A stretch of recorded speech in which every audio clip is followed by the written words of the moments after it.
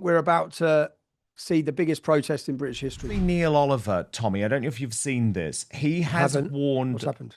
He said, beware a false flag event in London on the 13th of September. I understand people's fears like this. Sometimes I, though, don't think it's helpful, because what it does is it gives the state what they want, which is to instill fear in the public that they can't go out and demonstrate.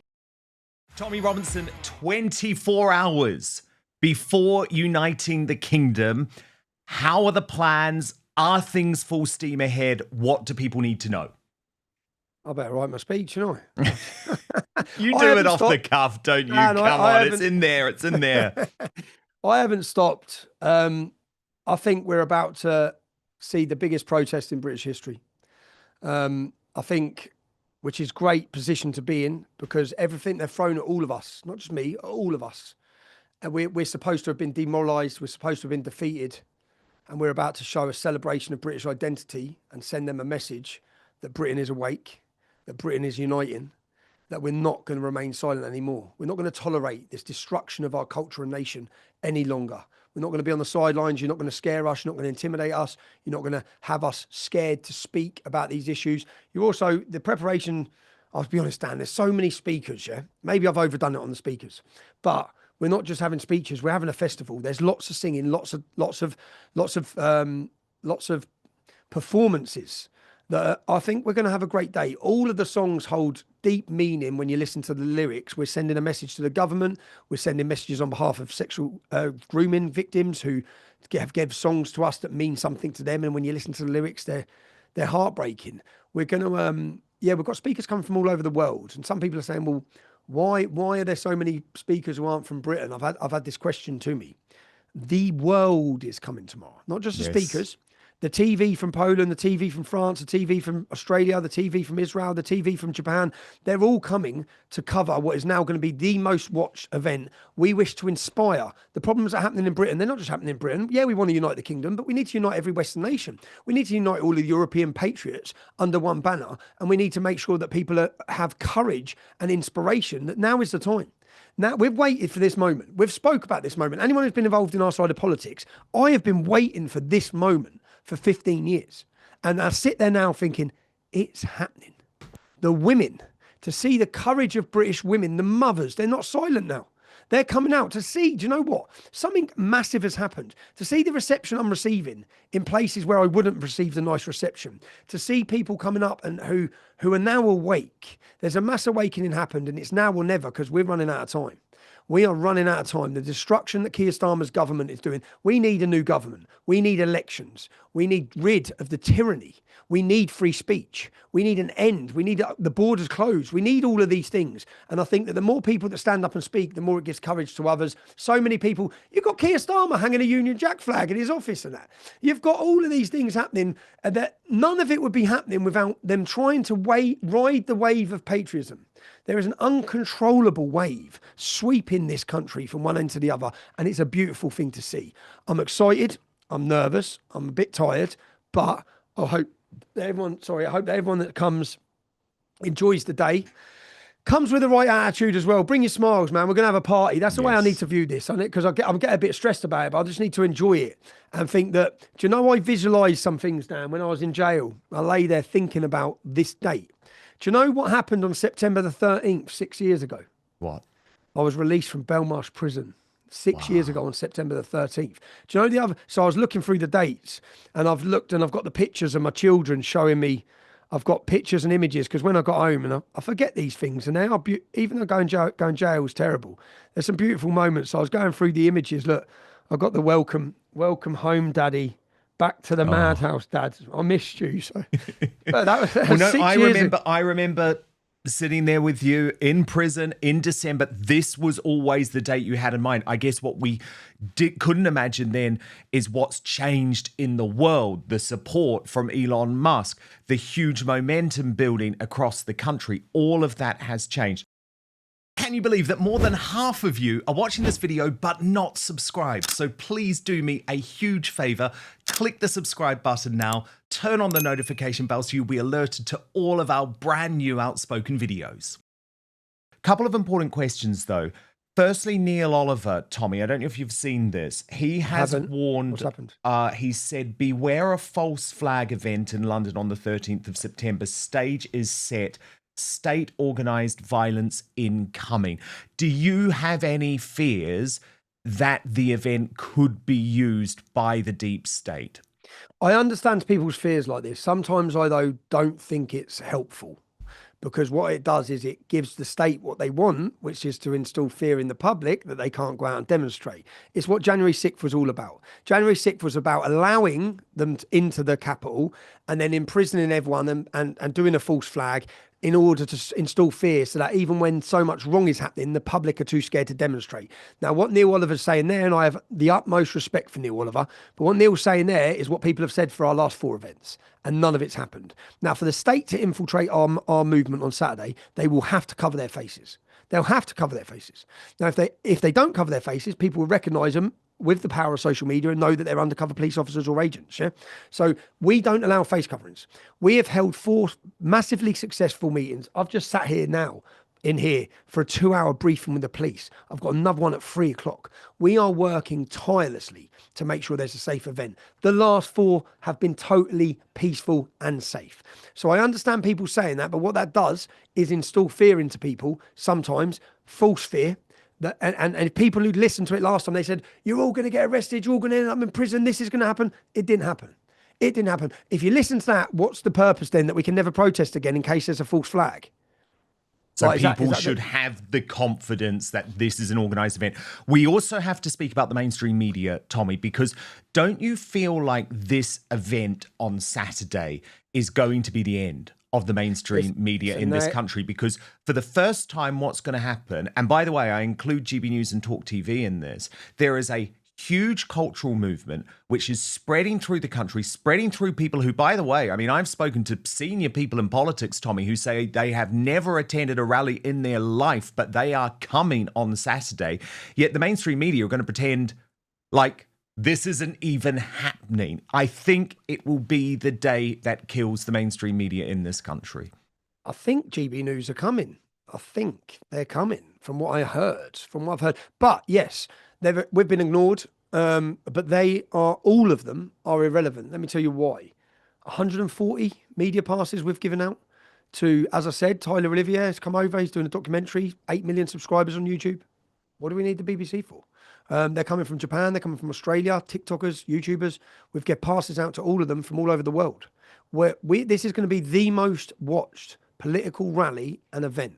That's what in central London. That's what it's going to be. It's going to be the biggest, and we don't need the BBC to come and lie to people, or no one needs to listen or look to them, because they'll be watching live on our platforms. They'll be watching live on my X. They'll be watching live on my YouTube. But then, Dan, you're doing a show there, right? Yes, we are. So this is the first ever Outspoken outside broadcast, because, you know, Tommy, my whole view on this is that it is utterly critical that there's an independent media coverage that can be trusted, and that the state and the mainstream media cannot dismiss as propaganda. So I'm going to come there as a journalist, cover what happens on stage, cover the news of the day. We'll broadcast for hours, and I think it's really important.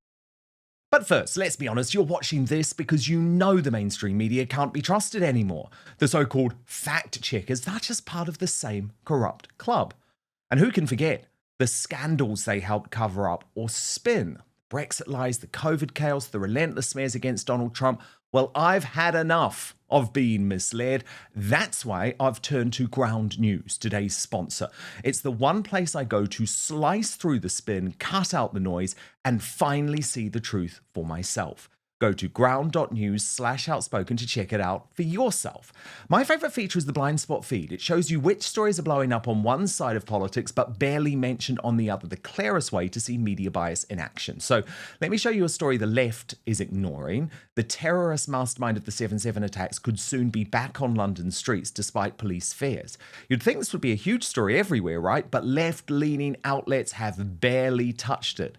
And what about on the right? Well, the UK Chancellor says the government hunters back in Scotland with billions in investment. It's a massive funding pledge, yet it's barely been covered by right-leaning media.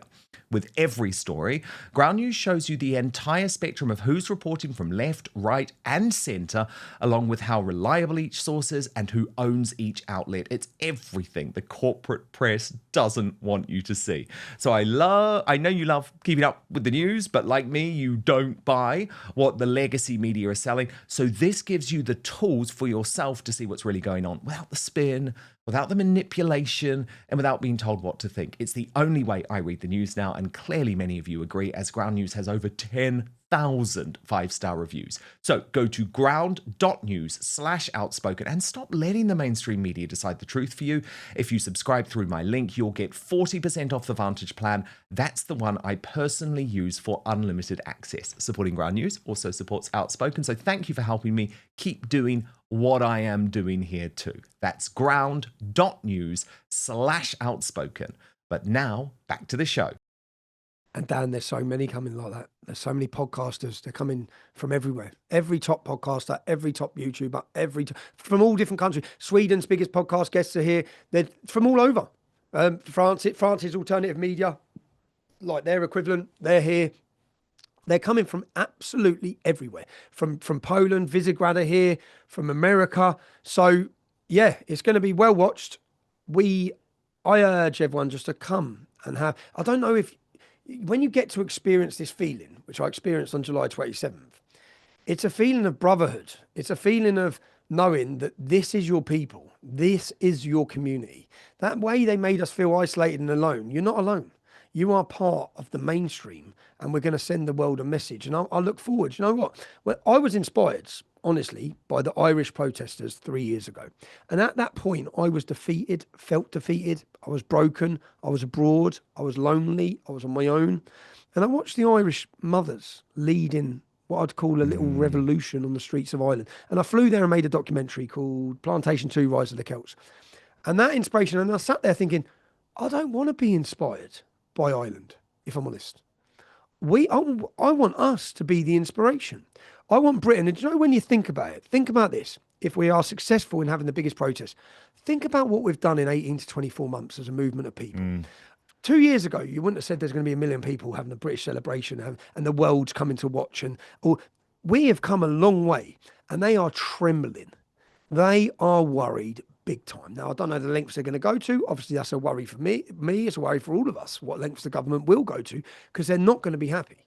They're not going to be happy with the way we're going to humiliate them on the world stage to the world, but not just humiliate them. I think this isn't just a political rally of moaning about things. It's a free speech rally, but it's a party, man. Come, I'm telling you. Is it, Tommy, on a serious note, finally, the beginning of a new English revolution? I think it's the spark of a British revolution. I think that's what this is going to be looked upon as. It's happening. The silent majority will be silent no more. Not just that, it's a counter-revolution, because there has been a globalist revolution for 20 years. Destruction of the border, destruction of the state, destruction of the family. All these things have been a revolution for globalism. Yeah? Counter-revolution wishes to bring things back. We are the counter-revolution. And this was always going to happen. Who knew where? Who knew when? I am blessed that it's happening in London. It's the capital of the world, and it's happening with the Brits. I think we all need to recognise the commitment of Northern Ireland, of Scotland, of Wales. And unfortunately for them, it is happening in England's capital city. But they have come and showed loyalty on each one of these events, and we're grateful for that. And if we can unify Britain... Do you know, on this event, Dan, there are Republicans travelling to London with loyalists. They have been at war with each other. They've now together come in unison to our capital city. I hope to see the Irish flag flying high. I hope to see all of those flags flying high. Yeah. And the fact that the last thing they want is us to have unity. That's the last thing they want. They've wanted to break and divide us into different groups. We're unifying Britain. The diversity of our crowd will shock a lot of people, the people that are coming. But what will also shock them, if you're coming for the first time, is how much fun you're going to have. You're going to go away at the end feeling like, wow, that was great. And there's hope. There's hope. And hope is contagious, man. And we didn't have hope. I didn't have hope till Elon Musk turned this back on. Yeah. And then I've come back and thought, right, not enough, I've just got hope now. We go. This is our moment. Yeah. And we're running out of time. We need to wake the country up. Every one of us as well. The Unite the Kingdom, Dan, it's part of all of us. Yeah.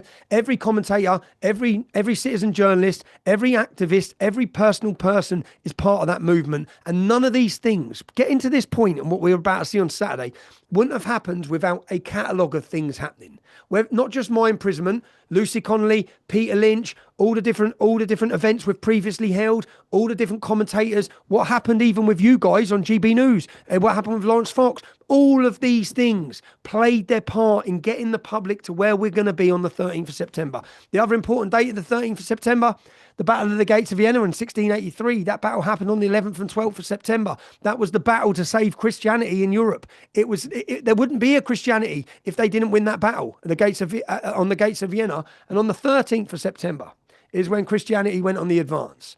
And that's what we're going to witness, a Christian revival currently happening. People search, whether you believe in Jesus Christ or not, it's what built the foundation of this nation. It's what made it the nation that the world wants to come to. It's what made it Great Britain. And we need to get back to our roots and understand who we are. And that's part of a cultural revolution that's currently underway. So, Tommy Robinson, good luck tomorrow. Of course, if you can't get there, we recommend people are there. If you can't get there, we will be broadcasting live on Outspoken all afternoon, speaking to everyone there. Tommy, really look forward to it, and good luck. Cheers. Dan, look forward to seeing you, yeah? See you tomorrow. Thank you so much for watching Dan Wootton Outspoken. Please click on my face just to the bottom left to subscribe to this brand new independent news source and turn on the notification bell so you'll be alerted to our brand new live shows, uncancelled interviews, and special royal episodes. Outspoken is also now available as a podcast, so you can listen to the show every weekday on the go, wherever you are.